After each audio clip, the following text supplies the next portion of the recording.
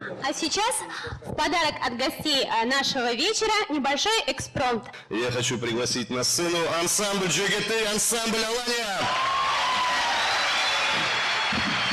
Итак, для вас звучит старинная карачаево-балкарская песня.